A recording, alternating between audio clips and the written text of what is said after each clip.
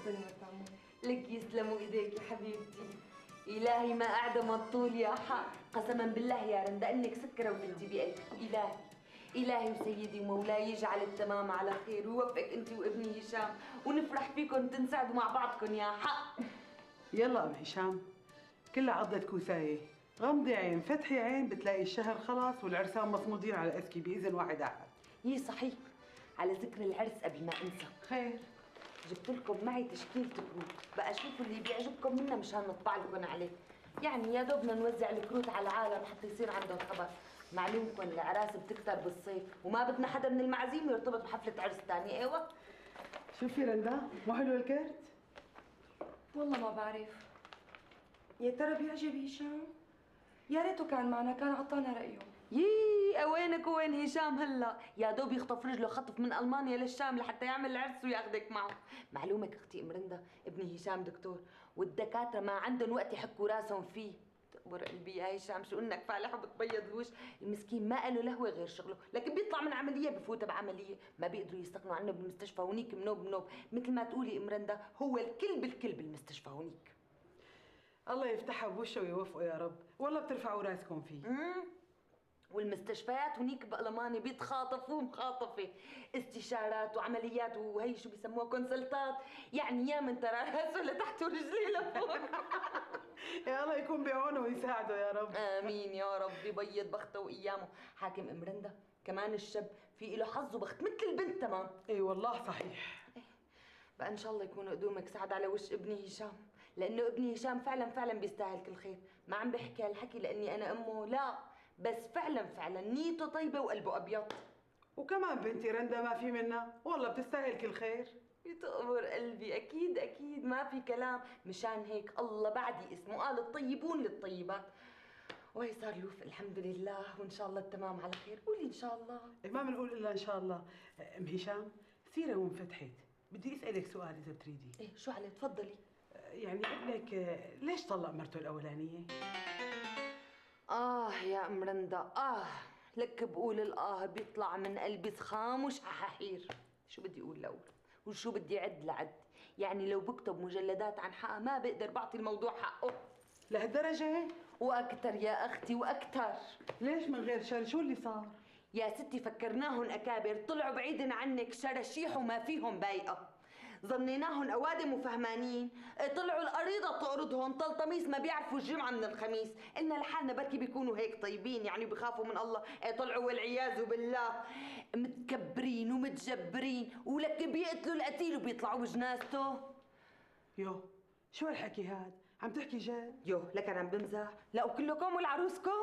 خير، شو قصة العروس كمان؟ يا ستي طلعت العروس شيبه من شيب الله، شيلوحة وشرشوحة، شاضومة وفجعانة، ويا من تراها جوعانة.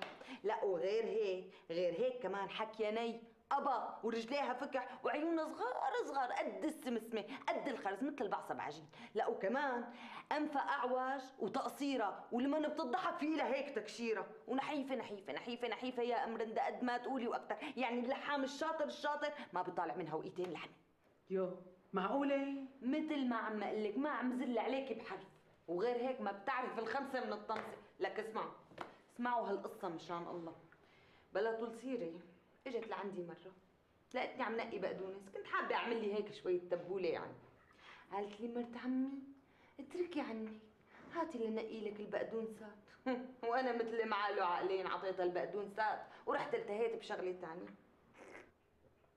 بلا طول سيرة، بعد حصة قالت لي مرت عمي خلصت وناولتني عرقين بالعدد. قلت لها شو هاد؟ قالت لي ما طلع معي غيرهم والباقي كله زبالة، يضربوا هالبياعين شو غشاشين. اطلعت هيك لقيتها كاب البقدونسات كلياتهم، وبيطلعوا لهم شي 5 جرس بعيون الشيطان. وهدول العرقين يا حذركم شو؟ عرقين الفصة اللي مطعميهم للدواب اللي لازم ينكبوا. ولك حتى الطرخون والنعنع الاخضر بتلاقيهم عندها نفس الشيء. بتقلك ايه شو الفرق؟ نفس الطعمه مرت عمو بألمانيا في طرخون. لك مرت عمو بألمانيا كل شيء فيه، من الطرخون للخس للكزبره للبقدونس للنعناع الاخضر للنعناع اليابس، كل شيء فيه. بس قولي على الحظ اللي اجاك يا ابني. ما بيعرفوا قيمه لحدا، وما بيعطوا قدر وقيمه لحدا، لك حتى قدر حالهم ما بيعرفوا. يعني انت مثلا بتقدريهم وبتوجبيهم وبتحترميهم وبتقعديهم بالصدر، تنداري هيك على غفله بتلاقيهم قاعدين بالعتبه بين الشحاحيط والصرامي والابايب، انت اكبر قدر. طيب وانت الله يهديكي، شلون بتاخديها لابنك طالما عارفانتيها بهالشكل هاد؟ نصيب يا ام رندا، نصيب. بس يا مسرة خانم، مو اضربه وصيبه وقول نصيبه، يعني عدم المؤاخذة، معقولة أنا جوز ابني لوحدة شرشوحة مثل هي؟ اوعك ام رندا، اوعك تحكي هالحكي تقبري عظامي. ما فهمت عليكي؟ من عيب ابتلى، وانت عندك شباب الله يسلم لك اياهم ويفرحك فيهم يا حق. إيه بس بلا منقودية، يعني أنت اللي عم تحكي مو أنا. الملخص الله لا يتوهنا رأي، ونحن على ما يظهر تاه رأينا وخطبنا له اياها. لا والأجدب ابني هشام عجبته كتير وقتها، بس بعدين يا حسرتي لما انزاحت الغشاوة عن عينه وداب التلج وبان المرج وظهرت على حقيقتها، قال لله وللرسول حياتي بكفة وعيشتي مع هالمخلوقة بكفة تاني. يعني طلقها رأسا؟ لكان رأسا طلقها، ناولها متأخرة وترك لها الصيغة والجهاز وملبوس البدن وعطاها نفقتها وفوقها حبة مسك، ولا يلا اركضي على بيت أهلك. يعني ابني هشام أحيانا في عنده هيك مواقف بتعجبك، مو جحش معبب بنطلون. لا ولو محشوم. لا وفوق هيك يا لطيف تلطف فينا. طلعت العروس واشي شوي. واشة؟ شو يعني واشة؟ يعني عقلاتها جوزتين بخرج بخضوا. بسم الله الرحمن الرحيم، فضايل قل هو الله أحد. من مازحها ما بتلقى مسح منوب منوب، هي حساسة على عيبها، بنمزح معها بتقب وبتفور مثل المجنون اللي قارصه دبور.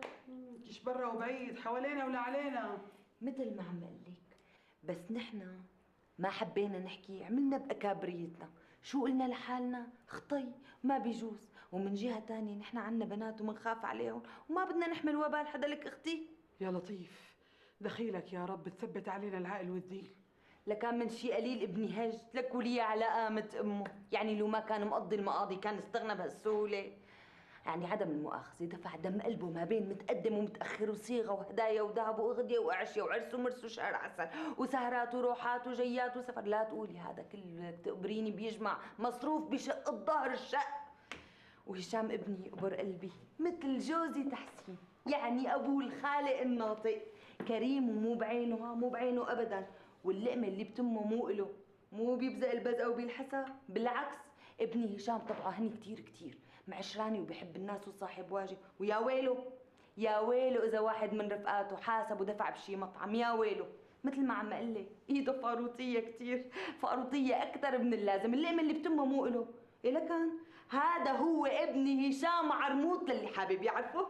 يعني بلا منقودية ما بصير يتصرف بهالشكل، بكره بصير عنده بيت واولاد ومسؤوليات، حرام ما بصير يتبحتر هيك. هيك طبعه، ابني بيحب البحترة كتير والطبع غلب التطبع حاصله. ان شاء الله يا رندا بتتهني فيه وبيتهنى فيكي، وان شاء الله ربي بيعوضه عن الايامات السوداء اللي عاشها يا حق. تنذكر وما تنعاد ان شاء الله. ماما رندا قومي حبيبتي على المطبخ، جيبي صحن الحلو لمرت عمك وجيبي معه مي باردة. اما شو عندي مبرومة ومغشوشة ما بتفوتوا منوب، المبرومة من عند الباشا والمغشوشة من عند نبيل. هلا قبل المبرومه والمغشوشه طمنوني بقى، شو اخبار بدله العرس؟ قطعتوها ولا لسه؟ هو يمكن مو اصول اني اسال، بس صدقيني يعني قلبي منغرش على ما اطمن عليها. بصراحة يا أم هشام بدلة العرس بدنا نجيبها من باريس، عمها لأنه عايش هنيك وحابب ينقطها ببدلة العرس. ايه شو عليه؟ بالهنا والسرور ان شاء الله. بعدين ولك اختي القالب غالب، يعني ان كانت البدله من باريس ولا من البالي الكتف المقدر والاكابري بيضلوا اكابري. ولك اللي بيقول النسوان كلهم سواري طيب لي بعلي مالها دوا. لك يسلم لي المبسم يا حق.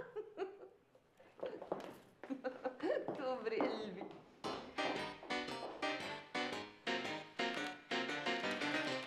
يا ربي من يومين قريت الإعلان بقى له صفحة فيه. أمي أنت لا تضوجي، دوري على مهلك. ها ليكو أمي، هذا هو بدلة عرس باريسية الصنع بثمن مغري، على من يرغب الاتصال بهذا الرقم. حاطين الرقم. بس والله ماني حابة لك إياها هالشغلة. أنا شغلة شغلة انك تشتري بدلة من الاعلان، يعني قلة بدلات بالبلد. صحيح أمي، بس بدلات العرس الموجودة بالبلد خياطة محلية مو خياطة باريس. بعدين مو لنشوف البدلة بالأول بركي ما عجبتني، واذا ما عجبتك؟ وقتها لكل حادث حديث. طيب واذا فرضا عجبتك بتشتريها؟ يو، وليش لحتى ما اشتريها؟ شفتي؟ هذا اللي خايفة منه. من شو خايفة؟ لانه مو هضومة بدني انك تلبسي بدلة غيرك بحفلة عرسك. إيه شو أنا رح استأجرها إجرة؟ أنا رح اشتريها. قد ما كان بتضلها بدلة وحدة غيرك قبل منك، ويمكن يكون فالها مو منيح عليكي او قدمها مو خير. ماما الله يخليكي اتركينا من القدم والفال، خليني اتصل هلا اخذ موعد وادعي معي الله يوفقك ما تكون البدله انباعت.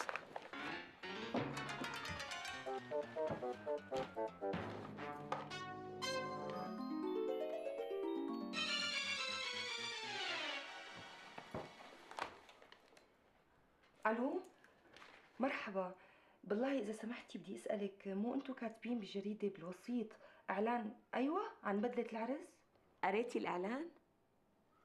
إيه؟ أهلا وسهلا فيكي. بتقدري تتفضلي لعنا بكرة المساء الساعة 5:30. إيه ولا يهمك، لسه ما انباعت البدلة. إيه؟ طيب اكتبي عندك العنوان. ايوه شكرا، شكرا كثير لك. يا اهلين، اهلا مع السلامه، اهلين. لساتها البدله موجوده. وليش كل الوقت فرحانة؟ وانت ليش زعلانه؟ مو انت دايما بتقولي مشترات العبد ولا تربايته؟ بقى ليش لنعلق قلبنا بالخياطه؟ ومين قال لك رح نخيط؟ في بدلات جاهزة بالسوق. صح، بس بدلات السوق مو شغل فرنسا. مين دق التليفون ماما؟ وحدة قال قرت إعلان بدلة العرس وقال رح تجي بكرة مشان تشوف البدلة. ان شاء الله تجي وتعجبها البدله وتشتريها. ماني مصدقه امتى اخلص منها بقى. ولا يهمك حبيبتي، صدقيني رح تنباع على أهون سبب. ما أنت لا تفوري دمك ولا تحري بدنك. مو بايدي يا امي، مو بايدي. لازم امن المبلغ كله، خليني ارتاح من هالهم بقى.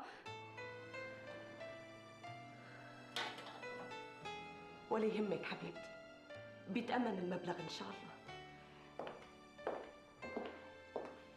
يعني لك أمي لو بدي بيع اللي فوق واللي تحتي رح بيعهم وما رح أسأل، بس ما أشوف دمعة واحدة عم تنزل من عيونك. بعدين يا بنتي الله كبير، هو اللي شايف وهو اللي عارف وهو صاحب الأمر والتدبير. شكيته لواحد أحد الذي لا يغفل ولا ينام. يلا أمي، وينك رندا؟ هلا بس نطلع افتحي باب الاسانسير شوي شوي، مو ضروري تحس علينا جارتنا ام عزيز، بتعرفيها بس تشوفنا بتبلش لت وعجل، بتصيبنا بالعين اذا عرفت انه رايحين مشان بدله العرس. يا امي شو تصيبنا وما تصيبنا؟ يا امي بتصيبنا لك شو سبحان الله، العين بتاكل حقها من الحجر. بقى على مهلك وبدون ضوجه، اطلعي قدامي.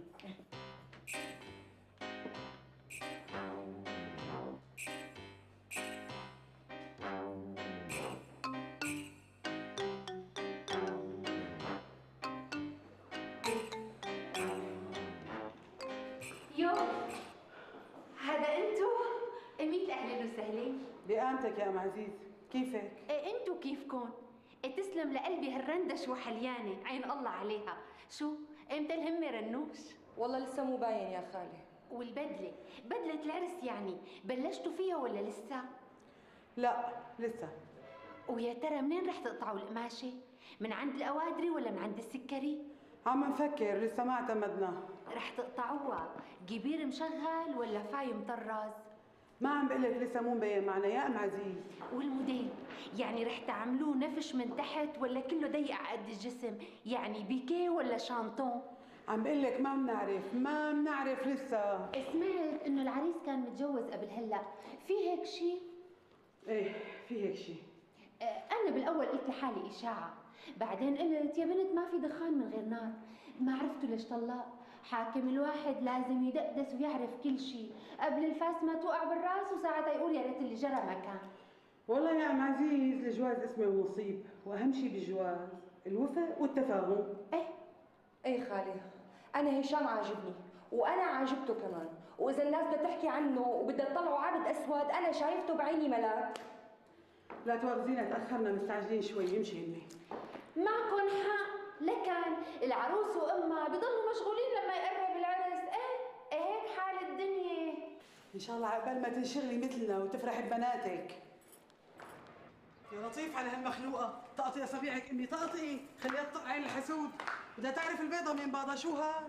لا حول ولا قوه الا بالله.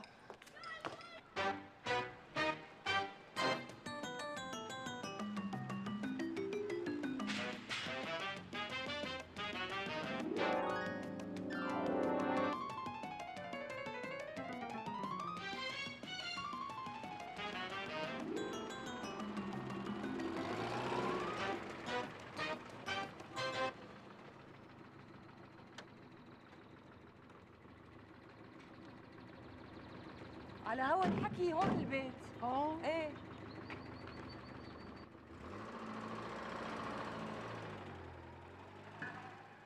شوفي رندا، وينك امي؟ عم بحكي معك طلعي فيي. شو امي؟ هلا اذا فرضا يعني عجبتك كثير كثير البدله، ايه. مو تورجيهم انه والله انبرعتي فيها وزحل عقلك فيها.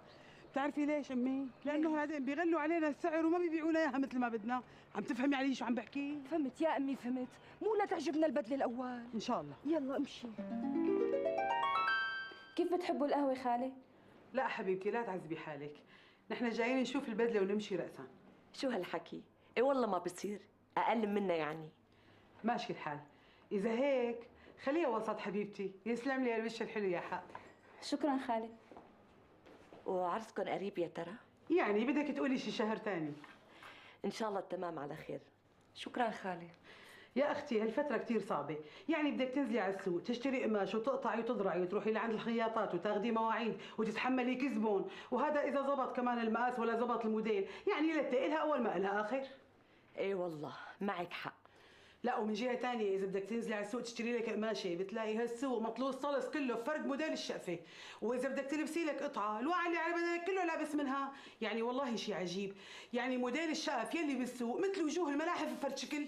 صحيح، حكيك مزبوط تمام.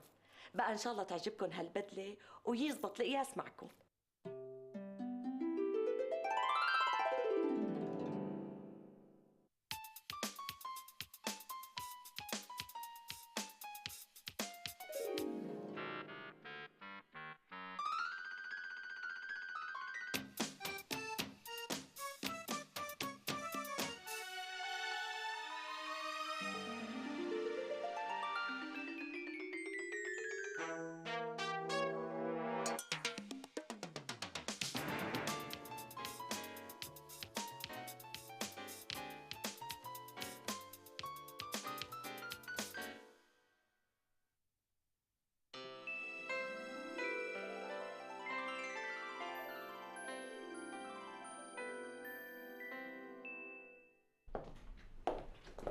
تفضلي خالي. الله يسلم هالايدين يغزي العين، ما شاء الله وكان حولك وحواليكي. تسلموا ايديك. الله يسلمك يا رب. دخلك بدي اسالك ولو فيها مضايقه، يعني هالبدله هي بدله عرسك؟ بقصد كانت بدله عرسك؟ صحيح. لكن ليش بدك تبيعيها حبيبتي؟ يعني لا تواخذيني بالكلمه، الوحده بتحب تحتفظ ببدله عرسها مشان الذكرى. مزبوط، بس هيك ظروف. ايه خير ان شاء الله. يعني بلا مؤاخذة جوزك موافق تبيعي البدلة؟ قصدي انه يعني بدلة العرس ما بتخص العروس بقد ما بتخص الاثنين سوا. معك حق، بس هذا إذا كانوا لساتهم متجوزين. أنا وجوزي اتطلقنا، أو بالأحرى عم نتطلق. والله انك زعلتيني، لا تواخذونا يا جماعه اذا قلبنا عليكم المواجع. لا ولا يهمك، حتى الطلاق احيانا بيكون اكبر فرحه للبنت اذا حصلت عليه، خاصه اذا كانت حياتها مع زوجها امر من الصبر. لهالدرجه؟ يا حسرتي على هالبنت، يا حسرتي، طلع حظها اسود مثل الشحار وما شافت عنده ولا يوم واحد ابيض.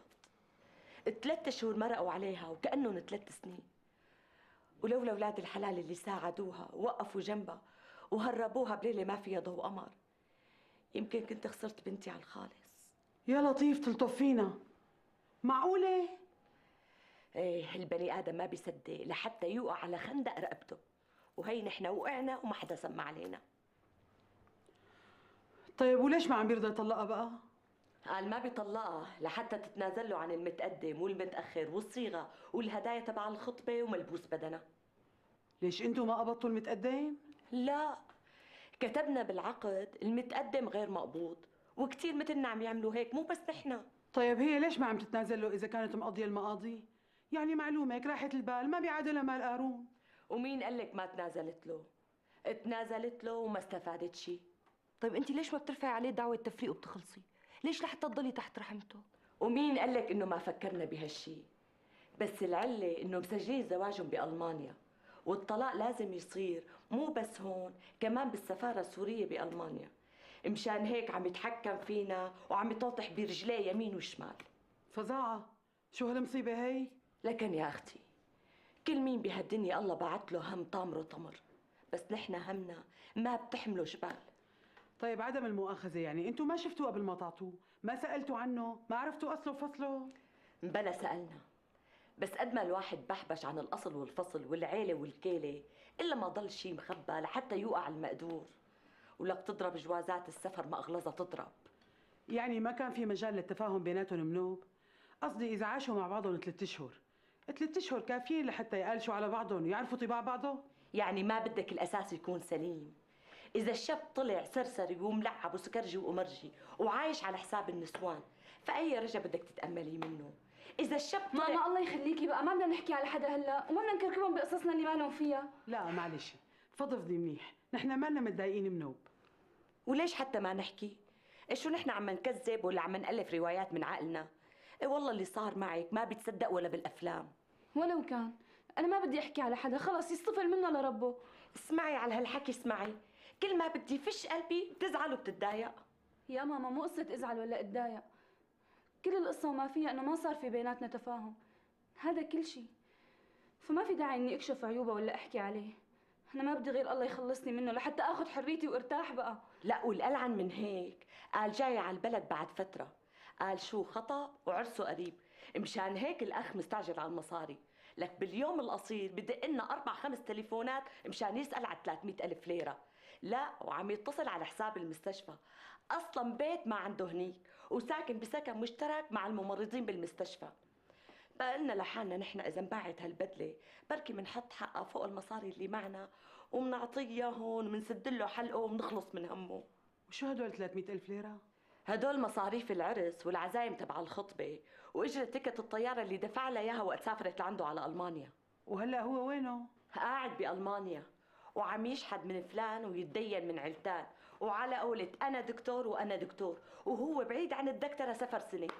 أصلا شهادة طب بإيده ما في، شارية شرب المصاري. لك روح الله يصطفل فيك يا هشام بخطية هالبنت اللي تاركها لا معلقة ولا مطلقة. اسمه هشام؟ ايه نعم. وهو دكتور بألمانيا؟ نعم ستي، ولا تقرفي. وشو اسم أبويا ترى؟ من بيت مين يعني؟ أبوه اسمه تحسين عرموط، وأمه من بيت البلاليعي.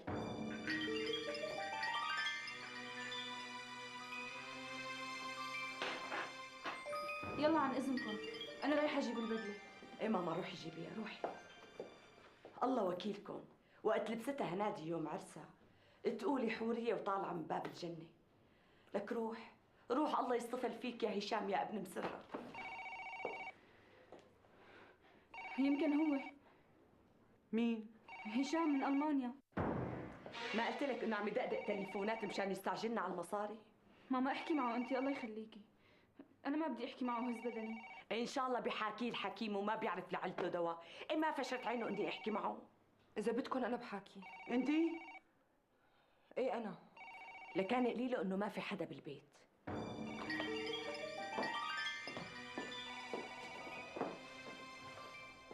ألو؟ ألو؟ الو، مين؟ هنادي؟ نعم أنا هنادي. شو بدك؟ شو بدي يعني؟ بدي مصاري. وأنا قلت لك إنه رح أدفع لك. على راسي، بس امتى؟ خطيبتي عم تستناني ولازم لي مصاريف. شو؟ مين خطيبتك؟ خطيبتي كسارة راسك. لمعلوماتك خطيبتك ما عادت خطيبتك. والله؟ شو عم تتحديني يعني ولا عم تهدديني؟ لك انا هشام حلك تعرفيني.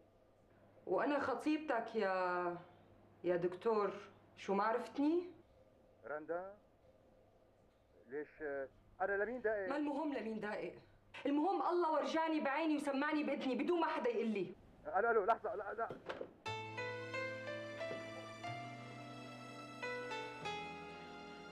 اسمحي لي يا ام هنادي، بوس ايدك وش وقفها، لانكم فشيتوا لنا قلبكم وحكيتوا لنا وجعكم.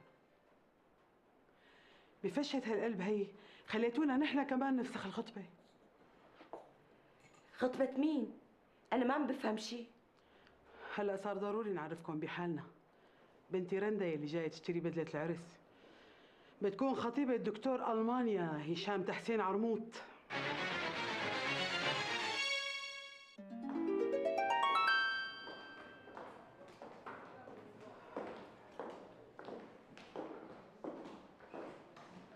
يو هذا انتو؟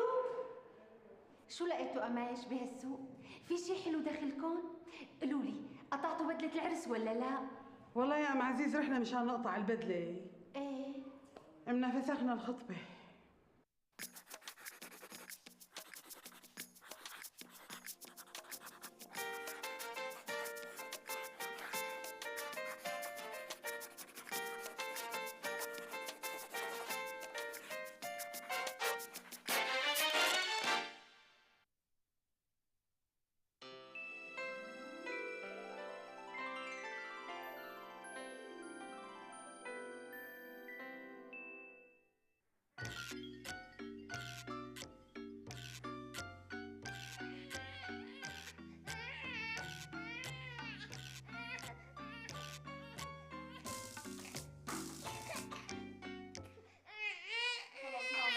خلاص حبيبي، يلا لحظة. يلا حبيبي يلا، ها يلا أكلاتك جاهزين، يلا ها تعال حبيبي يلا.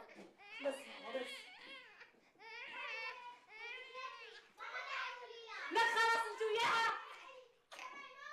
لك خلاص شو بكون شو صدقوا؟ ولك خلاص انت بقى، لك خلاص انت وياها. لك البسكليت لا إلك ولا إلها، بعد هيك لشوف ما عندي بنات تلعبوا بالبسكليت بالأوضة، يلا عضتكم. خليني ألعب فيها تحت. والله إيه ما حسبتي، ما عندي بنات تنزل تلعب تحت بالشارع. يلا نلعب لكم. لك فوتوا العبوا بأوضتكم، هي عندكم أتاري وما حدا أتكم، يلا يلا بالخليتي تضربي انت وياها. شو هاد يا ربي؟ خلاص انت الثاني سكوت. الو اهلين عماد، انا بجنن بطير ضمانات العقل ولك بلس خلص. نعم بنحسد حسد قاتولي امر. لا لسه ما طبخت. ايه تكرم عينك هلا بفوت بطبخ على راسي.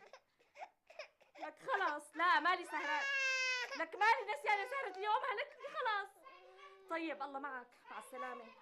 ولك شو اعمل له؟ ولك خلاص لك هتجننوني يا ربي.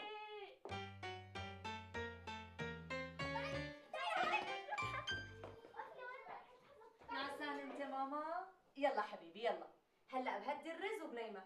تقبرني عيونك ما عم تتفتح؟ لا تزعل لا تزعل ولا تنقهر ولا على بالك. يلا حبيبي. لك شو هاد؟ شو كسرتوا؟ كسرتوا الفازة؟ والله لكسر راسكم والله. وينكم متخبيين؟ طلعوا لشوف. طيب لشوف آخرة التخباية معكم، أنا بفرجيكم. يلا ماما يلا حبيبي، جاية جاية. يا ربي يا ربي. خلص حبيبي خلص ماما خلص يا عمري خلص حبيبي خلص. يلا يلا يلا يلا.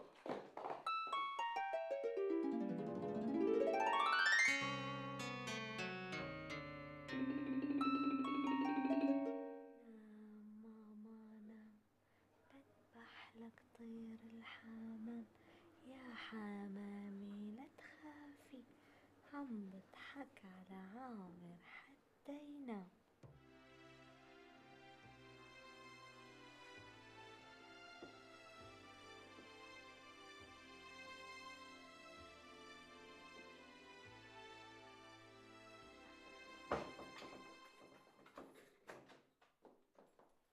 مرحبا يا وطي صوتك هلا بفيق الولد. حاضر. ليش هيك شعرك منفوش مثل الشيبه؟ هذا ابنك ما بينام حتى يلعب لي بشعرات مفترهم خصل. الله وكيلك هلكني حتى نام. والأولاد وينهم؟ وينهم؟ متخبيين. ليش؟ بالظاهر عذبوكي اليوم؟ لا يو، شو عذبوني؟ قال عذبوني قال. الله وكيلك قاعدين مثل الأوادم، لا من تمون ولا من كمون. كأنه الأكل مو خالص، مو هيك؟ صحيح. وليش هيك مبردة قلبك؟ صارت الساعة 2:30. والله ما كنت عم بلعب ولا عم بعمل زيارات ولا صبحيات، بس ولادك بيربطوا الإيدين. الله وكيلك ورجوني نجوم الظهر منين بتطلع. هلا كل كلمة بتقلي لي الأولاد الأولاد، إيه حافظناها الموشح، شو هاد يا؟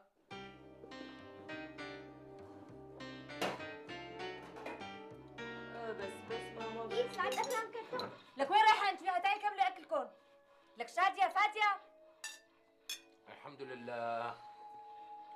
قال متى ما تعبت الخواصر ارتخت المفاصل.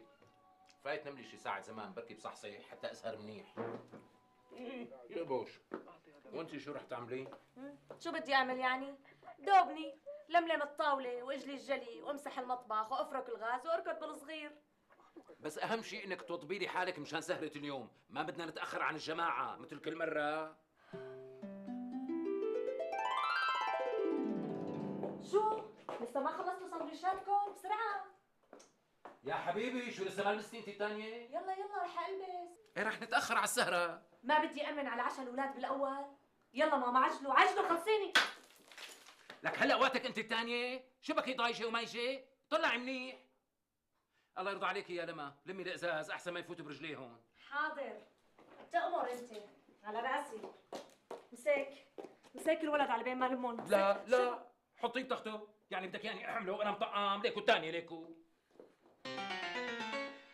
يلا يا عماد أنا جاهزة. تسلم لي عينك يا رنا، الأولاد تعشوا وناموا، وعامر أكل وشبعان ونطفان، إذا فاق شربي من البيبرونة اللي على الكومودينا، أنا غليت المي، أنت بس حطي 7 مكاييل حليب، إيه؟ وإذا شادية أو فادية فاقوا خلينا يشربوا مي ويرجعوا يكملوا نومتهم. يلا خلصينا هلا. وأنت إذا داخل إيه؟ تلفزيون قدامك، قلبي بالستلايت على كيفك، إيه؟ لك يلا خلصيني. يلا نحن ما رح نتأخر، إيه حبيبتي؟ روحوا بوستوا السهرة، الله معك. تسلمي لي، يلا يبعت لي حمام ستي اقفل أنية الغاز، لحظة. ما بعتقد انه كلامك دقيق لهالدرجه، لانه حسب معلوماتي انه اعلى ناطحه سحاب هي سيرز بشيكاغو، مو الامباير ستيت بنيويورك، مو هيك سعيد؟ فعلا انا وفاديه زرناها الصيفيه الماضيه لما كنا بامريكا. بدون مبالغه بيجي ارتفاعها حوالي 443 متر، وعلى هوا ما شرحوا لنا هنيك انه خلصوا عماره بسنه ال 74، مو هيك سعيد؟ مزبوط تماما. معلومكم بالرحل السياحيه دائما في دليل سياحي بيرافق الجروب وين ما راح وين ما اجى، وبيعطيه معلومات مفصله عن كل مبنى تاريخي او تمثال او حجر اثري. بصراحة أنا طول عمري كنت مفكر مركز التجارة الدولية بنيويورك هو ناطحة السحاب الأولى بالعالم. معك حق، ونحن هيك كنا مفكرين قبل ما نسافر. بس يا جماعه الحكي مو مثل الشوف ابدا. يعني الواحد وهو راكب بالاسانسير تبع ناطحه السحاب بتشوش وأدنيه بصيروا بينفتحوا وبيتسكروا وكانك راكب طياره بفرد شكل. بس بالنهاية أنا شخصياً ما بفضل الأبنية العالية، وبحس إنه من سابع المستحيلات إني أقدر أعيش بناطحة سحاب أو حتى بالطابق الثالث أو الرابع بشي بناية من البنايات. منشان هيك كان أول شرط إلي لما تجوزنا أنا وسعيد إنه يبني لي فيلا طابق واحد بس، هيك مشان أحس حالي على صلة على طول بالأرض، بالطبيعة، بالخضار، بالحياة.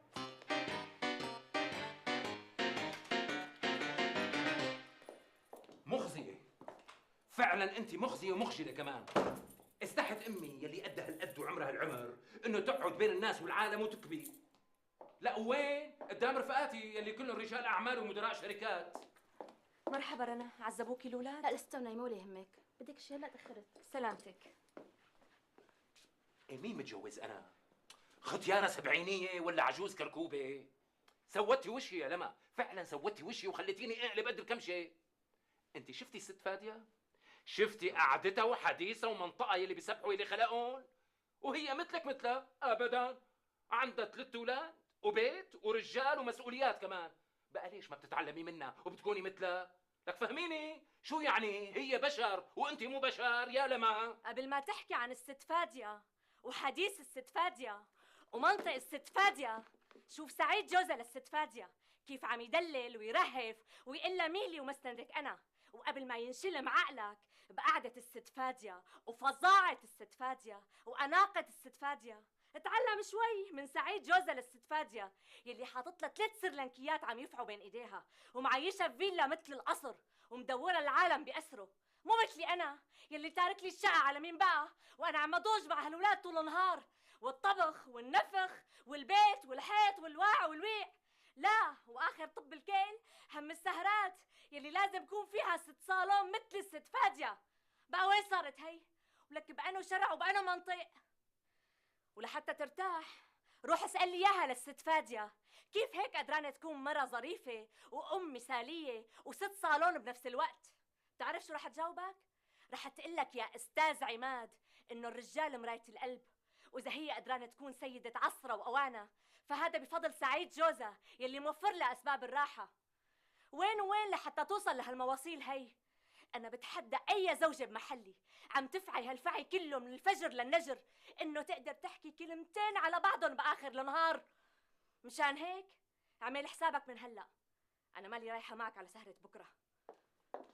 خلي السهرات لأصحابها حبيبي، مو إلي أنا.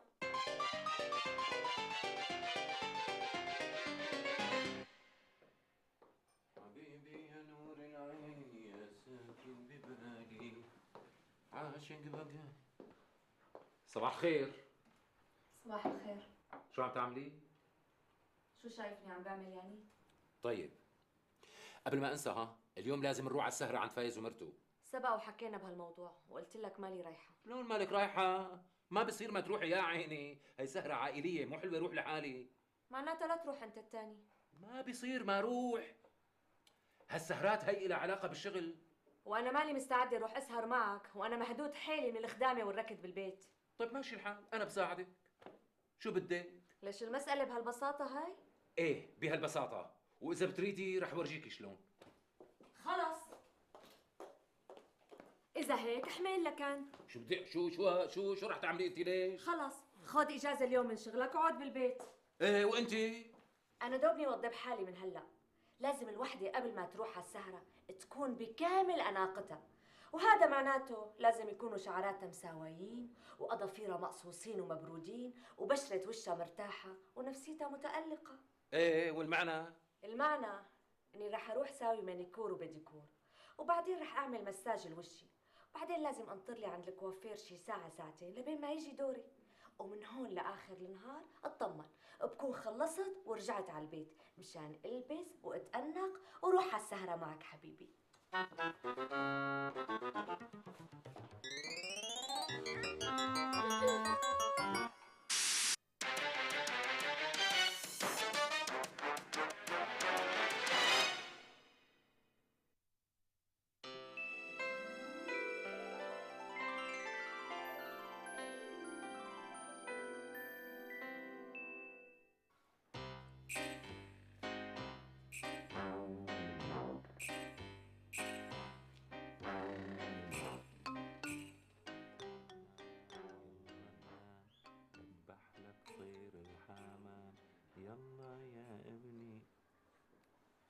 لك نام بقى بابا خلصني، نام الله يرضى عليك، نام يا روحي، نام يا عمري، نام يا حياتي.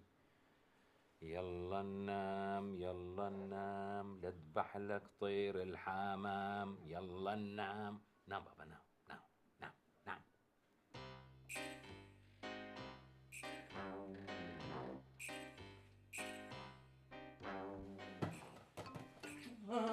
شو هاد؟ عم تلعبوا طابة بقلب البيت؟ أنا في شغل. حاجة يا حاجة، كنو شو صرتكم؟ كنو شو صرتكم على غفلة؟ هلا بتفيقوا أخوكم.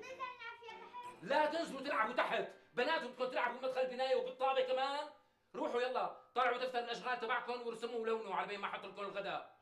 وكني أنت وياها، كني يا حملك الجني.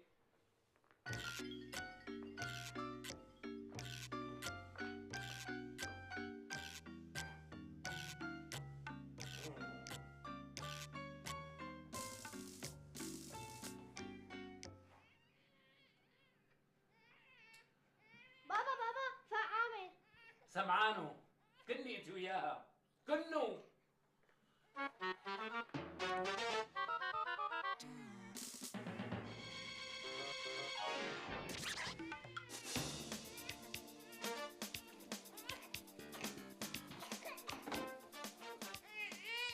انت الثاني كن والله طاش حجري شباب.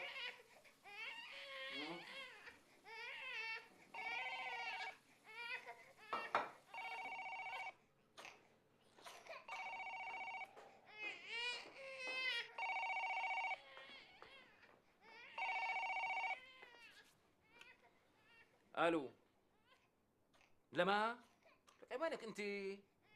لسه ما خلصتي؟ ما خلصتي مساج لوشي؟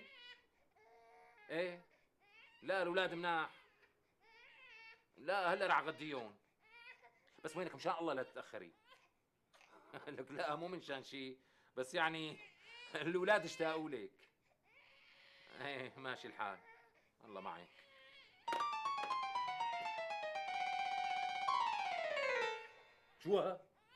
شو عامله انت وياها؟ لك معطوا الدنيا بالتلوين، ليش هيك؟ وين بدكم تهربوا مني؟ انا بفرجيكم.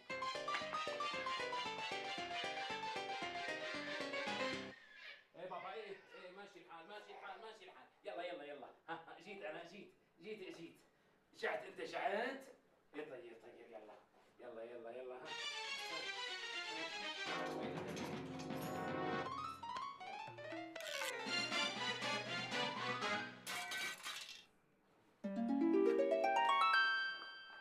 لك شو هاد؟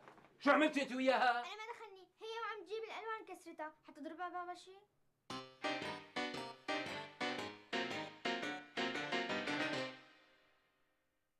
يلا لشوف، افتحي تمك انت. هلا اجا دورك. برافو عليكي، صحة وهنا. افتح تمك انت الثاني، هلا اجا دورك، افتح. تعي بابا، خذي المعلقة ما رح طولك، كليها. اجا دورك، خذي امسكي. كليها من ايدي. ايوه برافو عليكي. خي يلا قربي. شو صار لنا؟ صحة وهنا. افتحي تمك، اجا دورك.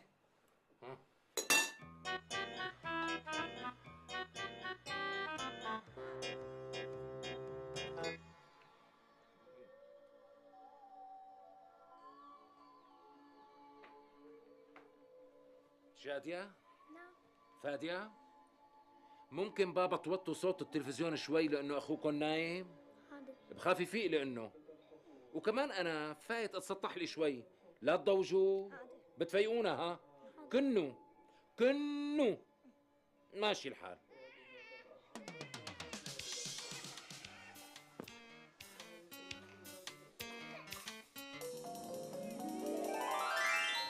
تعال بابا تعال حطك على كرسيك حتى تاخذ راحتك. تعال بابا تعال. يا بطل انت يا بطل يا كربوش. عود لشوف عود هون. يا الله. شوف بابا يا عيني. وين السندويشات العصرونية؟ شو هي السندويشات العصرونية كمان؟ مو هلا تغديتوا؟ بابا بس أنا جعت وأنا كمان. ما عاش الجوع يا بابا، تكرم عيونكم. هلا بساوي لكم سندويشات العصرونية.